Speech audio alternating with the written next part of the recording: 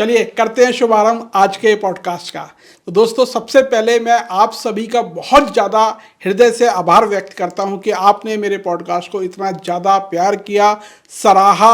आज इंडस्ट्री के अच्छे से अच्छे लोग इस पॉडकास्ट की प्रशंसा कर रहे हैं। ये सब आपके द्वारा दिया गया प्यार है। लेकिन अगर आप चाहते हैं इसी तरह से वैल्यू और कंटेंट आपको पसंद आ रहा है और ये वैल्यू और कंटेंट आपको मिलता रहे, तो आपको मेरे इस चैनल को लाइक करना है, फॉलो करना है, सब्सक्राइब करना है, क्योंकि तब ही मैं ज़्यादा से ज़्यादा प्रेरित होकर इसके लिए और ज़्यादा अपना एफर्ट लगा पाऊँगा। आज के जो हमारे मेहमान हैं वो एक ऐसे व्यक्ति हैं जिन्हें मैं ये मानता हूँ कि उन्होंने एक स्पेशल मकाम हासिल किया सेल्फ स्टडी से, क्योंकि उनके पास फॉर्मल एजुकेशन जो है वो थोड़ी सी कम थी, लेकिन उन्होंने ये दिखा दिया कि किसी भी तरह की जो चीज़ें हैं वो आपके सफलता की राह में बाधा नहीं बनती हैं। आप सफलता पाने के लिए अगर आपके अंदर जुनून है तो आप उसे प्राप्त कर सकते हैं। तो आज हमारे साथ हैं YTM India marketing private limited के CMD श्री कमल नारायण साहू जी। सर, स्वागत है आपका। बहुत बहुत धन्यवाद आशीष सर, बहुत बहुत थैंक यू सो मच। जी, कैसे हैं मैं टॉप ऑफ द वर्ल्ड हूँ और स्नेह आपको अभिव्यक्त करता हूँ, बहुत प्यार कि आपने मुझे मौका दिया अपने इस पॉडकास्ट में। जी, तो आज सर आपसे बहुत ज़्यादा मैं चाहता हूँ कि जितने भी दर्शक हैं वो आपसे बहुत कुछ सीखें आज। तो आज हम कुछ अच्छी बातें करने वाले हैं। मैं पूरी कोशिश करूंगा सर, जो भी मैंने अपने जीवन में सीखा है आज आपके साथ चर्चा में ज़रूर बताऊं। जी, सबसे पहला मेरा प्रश्न है आपके बचपन के बारे में। आप कहाँ आपका जन्म हुआ और किस परिवेश में आपका जन्म हुआ, किस तरह से आपकी स्कूलिंग हुई और फिर आप डायरेक्ट सेलिंग में किस तरह से एंटर हुए, ये मैं जानना चाहता हूँ। ओके आशीष सर, वैसे तो मेरा जन्म नानी के गांव में हुआ है। तुम गांव महासमुंद जिले में छत्तीसगढ़ में पड़ता है। अच्छा। और मेरी पूरी बचपना वहीं बीती। मेरी पढ़ाई लिखाई नवजीवन मिशन स्कूल तुम गांव पर ही हुआ और लगभग कक्षा 8वीं तक मैं गांव में ही मेरी पढ़ाई लिखाई हुई। और इस बीच में दौरान में हम अपनी पॉकेट मनी के लिए, जब मैं कक्षा 5वीं में था तो अखबार बांटे और कक्षा 7वीं में था तो हम ब्रेड बेचते थे। अच्छा। और ब्रेड बेचने के लिए जब महासमुंद जिले में ब्रेड बनता खरीदने जाते थे हम, तो 12 किलोमीटर वो पड़ता था हमारे गांव से। तो 12 किलोमीटर साइकिल से जाते थे, सुबह जाते थे और आ जाते थे। 1.5-2 घंटे में हम लोग का आना जाने का सफ़र हो जाता था। और उस समय से हमने सेल्स को सीखा कि पाव भाजी बेच के पैसा डबल कैसे करते हैं। बहुत बढ़िया। इस तरीके से रहा। फिर अच्छी शिक्षा के लिए मैं कक्षा 9वीं पढ़ने के लिए महासमुंद मूव किया और वेडनर मेमोरियल में क्लास 9th और 10th वहाँ पढ़ाई किया। थोड़े संघर्ष वहाँ देखे, गांव के स्कूल और शहर के स्कूल, यानी कि उस दोनों स्कूल में पढ़ाई लिखाई का अंतर देखने को मिला। गांव के स्कूल में मैं कक्षा टॉपर था, स्कूल टॉपर था। अच्छा। लेकिन जब मैं शहर गया तो डेफिनेटली हमारे गाँव में पढ़ाई जाती थी इंग्लिश में, लेकिन जब मैं स्कूल गया तो देखा कि वहाँ बात भी इंग्लिश में करते हैं। बात भी इंग्लिश में करते हैं। तो वो थोड़ा सा मुझे दिक्कत हुआ, चीज़ें हुई। क्लास 9th और 10th में थोड़ा मेरे मार्क्स कम हुए और फिर थोड़ा पढ़ाई में रुचि भी कम हुआ। माँ आंगनबाड़ी में थी, माँ का उस समय महीने की सैलरी महज 500 रुपया था और पिताजी बचपन से ही गुजर गए थे।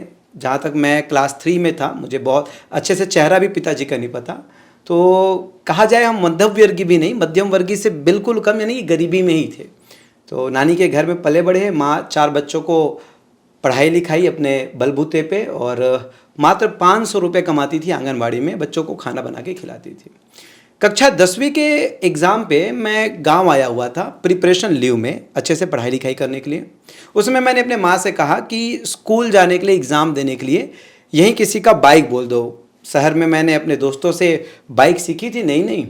तो माँ मेरे गाँव के घर से 3 घर के बाजू में एक मामा जी रहते हैं, उन मामा जी को संपर्क किया बाइक के लिए, क्योंकि 3 घर और जो था उनके यहाँ बाइक नहीं था।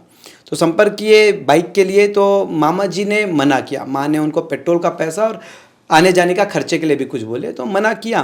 फिर मैं बाइक से ही स्कूल आया गया और एग्ज़ाम था गणित के एग्ज़ाम के दिन। आधा किलोमीटर पहले मेरी साइकिल पंचर हो गई। थोड़ा मुझे विलम्ब हो गया एग्ज़ामिनेशन हॉल में पहुँचने में और पूरा एग्ज़ाम भी उस दिन मैं नहीं लिख पाया। रात में वापस आया था, परेशान था। जब मैं स्कूल जाता था एग्ज़ाम देने के लिए तो उस समय हवा मेरे साथ बहती थी तो बड़ा ठीक था, लेकिन एग्ज़ाम दे के जब आता था तो हवा विपरीत दिशा में होती थी, बड़ा संघर्ष होता था। तो 12 किलोमीटर साइकिल से आ जाकर 10वीं का एग्ज़ाम लिखा हूँ। रात में मैं बैठा था, मेरी माँ एक जगह पैसा जमा करती थी, उसको मैं मामा बोलता था क्योंकि नानी के गांव में रहता था तो सबको मामा ही कहता था। तो मैंने बोला मामा कुछ ऐसा काम बताओ, मुझे बाइक खरीदनी है। और आगे चल के जब हम नेटवर्क मार्केटिंग में आए तब ये पता चला कि वाई बड़ा होता है। क्यों अगर क्लियर है, क्लैरिटी है, अगर आपका क्यों पर्पस मजबूत है, स्ट्रांग है, तो कैसे आप सीख ही जाओगे। इसलिए प्रोसेस तो आप सीख जाते हो जब आपका पर्पस, आपका क्यों स्ट्रांग होता है। तो उस समय मेरा क्यों था, मुझे बाइक चाहिए थी। और बाद में मैं एक मूवी देखा था विद्या बालिन का, डर्टी पिक्चर। वो बोलती मूवी चलती है 3 चीज़ों से, entertainment, entertainment, entertainment. Kamal Narayan भी चल गया उसी 3 चीज़ों से, मनी, मनी और मनी। बहुत बढ़िया, पैसा चाहिए था। बहुत बढ़िया। सो उन्होंने कहा बिना इधर उधर सोचे क्या काम है, कैसे करना है, बस कुछ एप्लीकेशन फॉर्म रखे और एज ए कमीशन एजेंट के रूप में काम शुरू कर लिया। उम्र 16 साल की थी। बड़े भाई मेरा एक था, मैं 4 भाई बहन में सबसे छोटा हूँ। पहली बार मेरे बड़े भाई जो है उसका मुझे फ़ायदा मिला, वो मुझसे 2 साल उम्र में बड़े हैं। तो उनकी मार्कशीट में लिपापोती करके मैं रातों रात 18 साल का हो गया। अच्छा। हाँ, एक रात में 2 साल मेरी उम्र बढ़ गई और मेरा करियर चालू हो गया। काम करते रहे, पैसे कमाए, अनुभव लिया। करीब करीब 2012 में मुझे समझ आया कि हम जो काम करते हैं उसे नॉन बैंकिंग फाइनेंशियल कंपनी कहते हैं, जिसमें आरबीआई का अप्रूवल नहीं होता है। धीरे से अच्छी काम की राह में बहुत सारे काम किए, कैंटीन चलाई, पत्रिका का काम किया, पानी पाउच, पानी बोतल की डिस्ट्रीब्यूटरशिप ली, मछली मंडी का काम किया, बहुत सारे प्रयास किए, सफल नहीं हुए। फिर मेरे एक मित्र हैं जितेंद्र धीवर साहब, वो डायरेक्ट सेलिंग करते हैं नेटवर्क मार्केटिंग, और एक प्रोडक्ट को लेके वो कर रहे थे। तो मैंने बोला यार मिलकर करते हैं। तो उन्होंने बोला सर अभी तो इस कंपनी में कर रहा हूँ, आप कंपनी बनाओ तो आपके साथ करूँगा, और अगर मेरे कंपनी कुछ होता है तो आप कंपनी बनाओ तो करूँगा। उन्होंने आंदोलित किया, मैंने कंपनी बनाई। उस समय भी कुछ बहुत नहीं आता था, लेकिन एक स्ट्रॉन्ग पर्पस था, पैसा कमाना है, काम करना है। काम करते करते करते करते समय बीतता गया। जब मैंने डायरेक्ट सेलिंग कंपनी बनाई आशीष सर, मेरी उम्र 23 साल की थी। अच्छा। हाँ, और मैं पहले कभी डायरेक्ट सेलिंग नहीं किया। यंगेस्ट फाउंडर रहे फिर आप। सर ये तो बहुत बढ़िया है। और आपकी जो यहाँ तक की यात्रा मैंने सुनी, इससे मेरे दिमाग में ना कुछ चल रहा था। मैंने एक ट्रेनिंग की थी, जब ट्रेनिंग में मैंने इनिशियल ये दिया कि थॉमस अल्वा एडिसन, कि उस बच्चे को स्कूल से निकाला गया और फिर हमें ये पढ़ाया गया कि वो एक महान वैज्ञानिक बने, लेकिन किसी ने उस बीच के यात्रा को नहीं बताया था। तो उस ट्रेनिंग में मैंने उस यात्रा को बताया था कि उन्होंने उस दौरान बहुत सारे ऐसे काम करे थे। उन्होंने ट्रेन में, जैसे आपने बताया, ट्रेन में टॉफ़ियाँ बेची थी। एक बच्चों का उन्होंने ग्रुप बनाया था जो न्यूज़पेपर डिस्ट्रीब्यूट करता था और कैंडीज़ बेचता था या टॉफ़ी बेचता था। तो वो कहानी मुझे ऐसा लग रहा है कि यहाँ पे क्लब हो रही है, या मतलब वो रिजेंबल करती है। तो हम हो सकता है कि नेटवर्क मार्केटिंग के अगले थॉमस अल्वा एडिसन से बात कर रहे हो। Thank you so much sir ये उपाधि देने के लिए जी। बाकी प्रयास है। बस फिर शुरुआत हो गई सर, और नेटवर्क मार्केटिंग में आने के बाद मुझे ऐसा लगता है अगर आप किसी भी अपने जिसको आप प्रेरणा मानते हैं, अगर आप केवल उसे कॉपी पेस्ट भी करेंगे तो सफल हो जाएंगे। मेरे लिए केवल उस समय यूट्यूब ही सहारा था, किताबें ही सहारा थी। इवन मैंने किताबों के बारे में भी यूट्यूब के माध्यम से ही सीखा। मतलब री इन्वेंट दी व्हील की जरूरत नहीं है कि अगर आपको सफलता पानी है तो आप कुछ नया रास्ता ढूंढें, बल्कि जो लोग सफल लोग रास्ता बता रहे हैं सिर्फ उसका एज इट इज पालन किया जाए तो सफलता पाई जा सकती है, ये आप कहना चाहते हैं? बिल्कुल सर, इसको सरल शब्द में कहेंगे तो principles of success is already pre defined. Right. आपको केवल और केवल नक्शे कदम पे चलना है। तो आपकी यहाँ तक की अगर मैं बात करें तो सबसे पहले हम ये कह सकते हैं कि एक व्यक्ति जिसके पास फॉर्मल एजुकेशन क्लास 10 तक की है, क्योंकि बहुत सारे लोग ये बहाना बना देते हैं कि मेरे पास बड़ी एजुकेशन नहीं है इसलिए जीवन में मैं बड़ा नहीं बन पाया। तो आपके साथ आज एक ऐसे व्यक्ति हैं जो ये बता रहे हैं मेरे पास फॉर्मल एजुकेशन बड़ी नहीं है, लेकिन संघर्षों में जो है वो सफलता निकल के आई है, संघर्षों के माध्यम से। संघर्ष रहा सर, और कुछ किताबों का, जैसे डेल कार्नेगी का एक किताब है लोक व्यवहार, निश्चित रूप से शानदार। काफ़ी सारे नेटवर्क मार्केटर्स कहते हैं लेकिन पढ़ते नहीं हैं, ज़्यादातर नहीं पढ़ते। सर ये किताब ने मुझे सही उम्र पे जब इसको पढ़ा तो उसके शुरुआती पन्नों में एक बात लिखी है कि किसी भी व्यक्ति के आर्थिक सफलता का 15% ही निर्भर करती है उसकी तकनीकी ज्ञान पे, यानी कि टेक्निकल नॉलेज पे।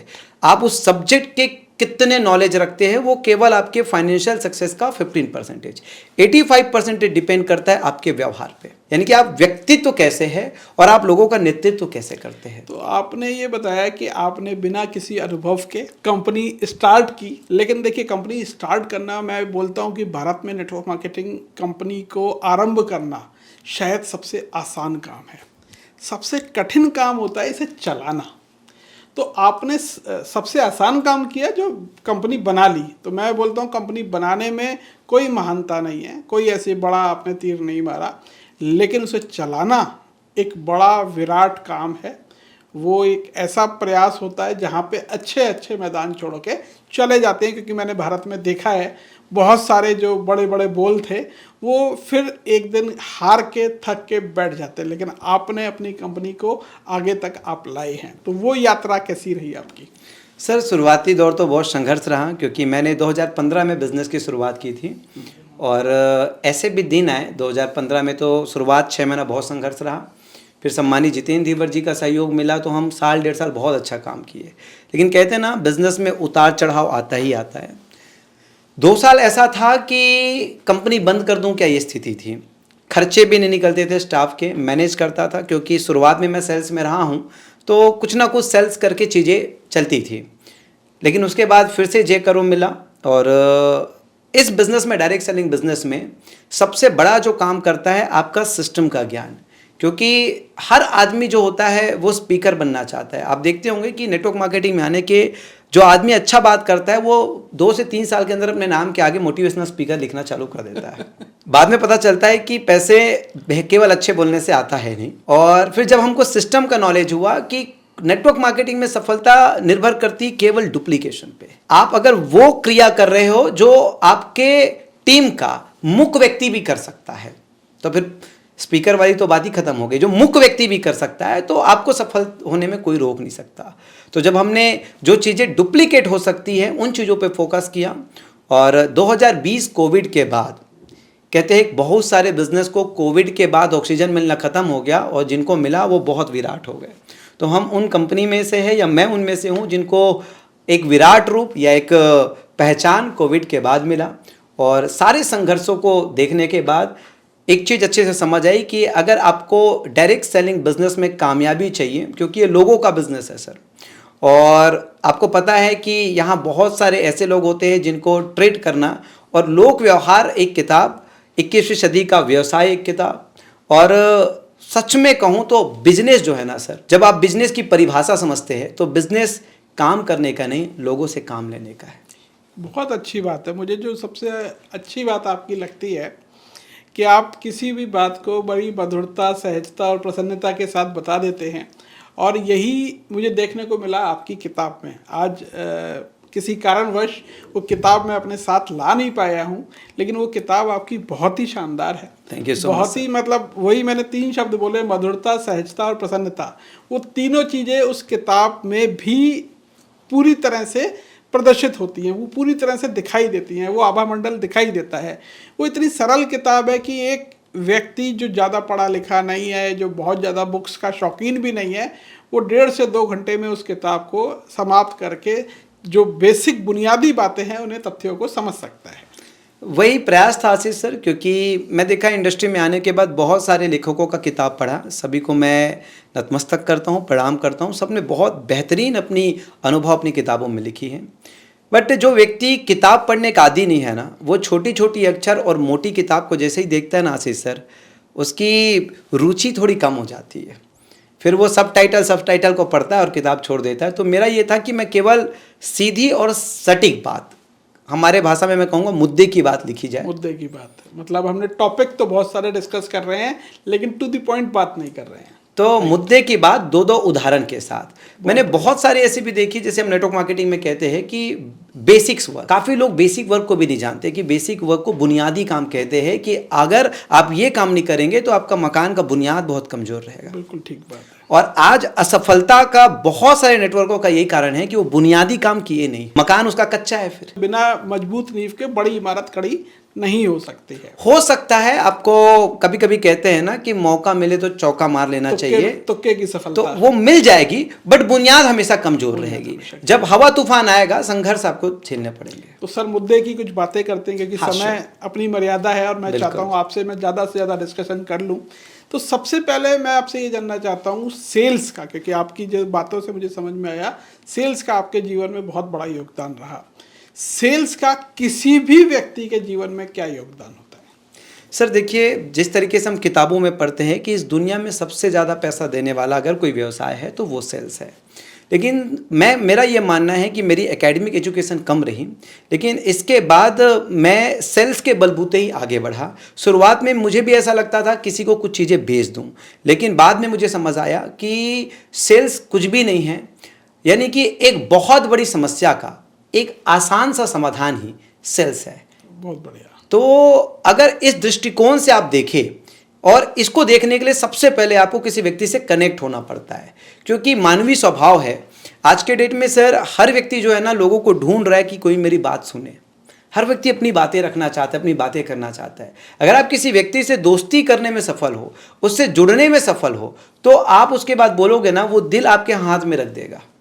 तो सेल्स सिंपली सी चीज़ है। आज जितने भी आप देख रहे हो कि एक समय वेव था इंजीनियर्स का, लोग इंजीनियर बन रहे थे, अभी वेव है एंटरप्रेन्योर्स का। एंटरप्रेन्योर्स का सब एंटरप्रेन्योर्स बनना सब चाहते हैं, स्टार्टअप करना चाहते हैं। ठीक है। लेकिन वहाँ पे भी एक चीज़ है, स्टार्टअप करना सब चाहते हैं, लेकिन वहाँ पे भी कुछ लोग ऐसे मैंने देखे कि जो सेल्स करने को नहीं चाहते, जो बोलते हैं मैं सेल्स नहीं करना चाहता। उन्हें ऐसा लगता है कि कुछ काम अपने आप हो जाएंगे। 100% सर। जैसे कि एक एम्प्लॉय भी कहता है कि मुझे बेचना और जोड़ना का काम नहीं करना है। जब हम नेटवर्क मार्केटिंग को प्रेजेंट करते हैं तो आप ज़्यादातर सेल्फ एम्प्लॉय और एम्प्लॉय से मिलोगे, तो वो एक ही चीज़ कहता है कि भाई ये बेचने वाला काम मुझसे नहीं होगा, जोड़ने वाला काम मुझसे नहीं होगा। तो मेरी भाषा में मेरा एक व्यू है, हर जगह मैं सही नहीं होता हूँ आशीष सर। तो मेरा मानना है कि जब आप बीइंग एन एम्प्लॉय कहीं काम करते हो तो आप दुनिया के सबसे अमीर सेल्समैन हो।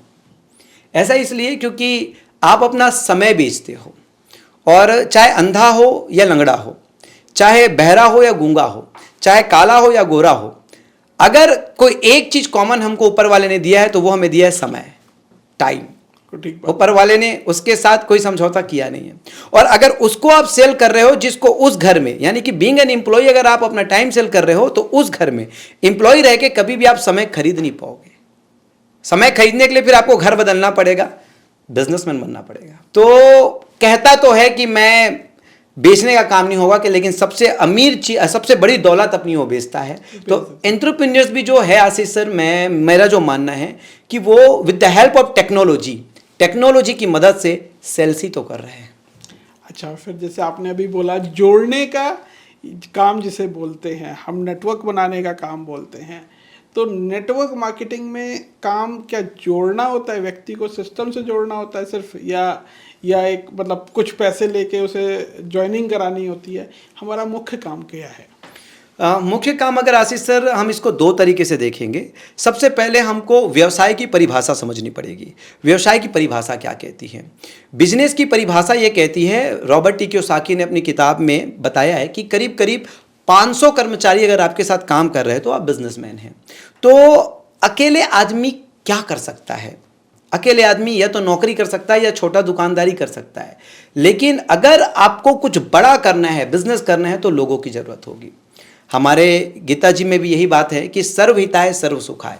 अगर आप लोगों के जीवन में कुछ कंट्रीब्यूट करते हो, बिजनेस से ही लोग क्यों बड़े बनते हैं? क्योंकि बिजनेस में एक व्यक्ति नहीं बनता है, बिजनेस में अनेक व्यक्ति बनते हैं, बिजनेस में हजारों लोगों के लिए दरवाजे खुलते हैं। तो डायरेक्ट सेलिंग एक्चुअली में आम आदमी के लिए बिजनेस अपॉर्चुनिटी है, कॉमन व्यक्ति के लिए, कॉमन पीपल के लिए। आज के डेट में अगर कोई बड़ा करने का अवसर है तो वो तो केवल डायरेक्ट सेलिंग है। तो सबसे बड़ी चीज ये है कि आपको यहां पे लोगों को आप जोड़ते नहीं हो सर। ये बिजनेस है वो बहुत बड़ा है, ये अकेले करने का बिजनेस ही नहीं है। अच्छा, जब इतना बड़ा बिजनेस है तो मार्केट में तो एक बड़ी नेगेटिविटी है। जो एक आम व्यक्ति है वो नेटवर्क मार्केटिंग के बारे में जानता नहीं है, और जितना जानता है वो नेगेटिव जानता है। और आजकल थैंक्स टू जो यूट्यूबर्स हैं हमारे, वो व्यूज़ पाने के लिए सबसे आसान उनके पास होता है कि नेटवर्क मार्केटिंग पे मीम बनाए जाएं। इवन जिसे बनाने आते हैं वो भी वीडियो बनाता है, और जिसे बनाने नहीं आते वो भी मजाक बनाता है। ऐसा क्यों है? ऐसा इसलिए आशीष सर, मेरा जो इसमें अपना नज़रिया है कि कुछ हमारी खुद की गलती है, और कुछ ऐसी हैं कि ये बाजार में सब जगह है, लेकिन केवल नेटवर्क मार्केटिंग को प्रेजेंट कर दिया गया है। फॉर एग्जांपल मैं बताना चाहूँगा, ये इंडिया है, इंडिया में ज़्यादातर काम सर नकली चलती है, डुप्लीकेट काम ज़्यादा चलती है। आदमी को गुच्ची का बेल्ट तो पहनना है, उसको गुच्ची का बैग तो पकड़ना है, बट ना फर्स्ट कॉपी वो पसंद करेगा। क्यों? 90% सस्ता मिलता है। सर आप देखेंगे कि ऑटोमोबाइल्स इंडस्ट्रीज में जो रेवोल्यूशन आई ना, हम ब्रेजा की अगर बात करेंगे तो व्यक्ति रेंज रोवर की फीलिंग ब्रेजा में ले लेता है, जीप में लैंड रोवर की फीलिंग ले रहा है, BMW की फीलिंग i20 में ले रहा है। तो आज यहाँ पे आप देखोगे कि कहीं ना कहीं ज़्यादातर डुप्लीकेट्स काम नेटवर्क मार्केटिंग के बाजार में चल रहे हैं, क्योंकि सफलता महंगी होती है आशीष सर, लेकिन लोग इसकी कीमत चुकाना नहीं चाहते, जिसके परिणाम क्या करते हैं, शॉर्टकट वाला काम ज़्यादा करते हैं। और शॉर्टकट वाला काम, इजी मनी वाला काम, ओवरनाइट वाला काम, ओवरनाइट मनी पैसे कमाए, जिसके वजह से लोग जो है ना असली डायरेक्ट सेलिंग को नहीं कर पाए हैं। मैं कहता हूं ये बहुत बड़ा बिजनेस है, लेकिन असली डायरेक्ट सेलिंग अभी इंडिया में होना बाकी है, इंडिया में होना बाकी 100% बाकी है। और इसके मीम्स बनने के कारण ये हैं क्योंकि कहीं ना कहीं कुछ हमारी भी गलतियां हैं कि ओवर टॉक कभी कर जाते हैं स्टेज में, शुरुआत में मिस्टेक्स हो जाती है। और जो लोग इस इंडस्ट्री को फोकस कर रहे हैं कि लोग सफल नहीं हैं लेकिन बताते हैं, तो बात यह है कि ऐसा कोई भी जगह नहीं है जहां औसतन लोग ही कामयाब होते होंगे। हर जगह तो औसतन लोग ही कामयाब होते होंगे, लेकिन हाँ अब 24वां साल तो है, ये 21वीं सदी का बहुत नया इंडस्ट्री है ये। अभी पूरा ये दौर डायरेक्ट सेलिंग इंडस्ट्री का चलने वाला है और अभी तो पूरी संभावनाएं बाकी है सर डायरेक्ट सेलिंग। तो जैसे आपने कहा दौर चलने वाला है, तो मैं कुछ सेगमेंट पे बात करता हूँ, क्या इन व्यक्तियों को नेटवर्क मार्केटिंग करनी चाहिए और किस तरह से हेल्प करेगी? हाँ, सबसे पहले एक सेगमेंट है जो एजुकेटेड हाउसवाइफ्स का है, उनके लिए ये नेटवर्क मार्केटिंग इंडस्ट्री क्या कर सकती है? आशीष सर, जहाँ तक मैंने किताबें पढ़ी हैं कि अमेरिका में ज़्यादातर महिलाएं इस बिज़नेस में शामिल हैं, और क्योंकि महिलाओं को फ्लेक्सिबिलिटी चाहिए, क्योंकि उनको हमेशा दोहरी तिहरी ज़िंदगी जीनी पड़ती है। जैसे कि पहले वो एक हाउस वाइफ होती है और हस्बैंड की वाइफ होती है, तो हस्बैंड ज़्यादातर पैसा कमाने के लिए हस्बैंड ही हमारे इंडिया में बाहर जाता है और वाइफ घर को संभालती है। तो पहले हस्बैंड को रेडी करना, उसके लिए टिफिन रेडी करना, 2-3 साल बाद वो माँ बन जाती है तो बच्चों को रेडी करना, स्कूल करना। लेकिन उसके अंदर भी क्योंकि महिलाओं में रंग होता है, आज महिलाएं साड़ियाँ जो पहनती, कलर्स है महिलाओं में, शौक है महिलाओं में। बहुत सारी ऐसी महिलाओं को मैं जानता हूँ जो अपने शौक अपने हस्बैंड या अपनी फैमिली को देखते हुए कर पाती है, उनके अंदर बहुत ड्रीम्स है। तो ये बिजनेस जो है उन्हें फ्लेक्सिबिलिटी देती है। पार्टी करने की शौकीन होती महिलाएं, तो तारीफ की भूखी होती है महिलाएं। ये बिजनेस आपको रिकॉग्नाइज करती है, तारीफ करती है, और सबसे अच्छी बात यह है कि आपके शर्तों से बिजनेस हो सकती है। तो महिलाओं की तो नंबर 1 पसंद मेरे ख्याल से डायरेक्ट सेलिंग होनी चाहिए। और जो मिडिल फैमिली में बिलोंग करती है, यानी कि मैं कहूंगा आम जो लोग हैं, ऐसी महिलाओं के लिए डायरेक्ट सेलिंग से बढ़कर दूसरा कोई बिजनेस नहीं हो सकता। आज की डेट में तो ये बिना घर से निकले भी किया जा सकता है 100% सर, क्योंकि ये टेक्नोलॉजी कहा जाए हमारे इंडिया में मोटा भाई और अमेरिका से मेटा भाई, तो मार्क जगरबर्ग और मुकेश अंबानी ने आपको वर्क फ्रॉम होम करने की पूरी सॉल्यूशन दे दी है।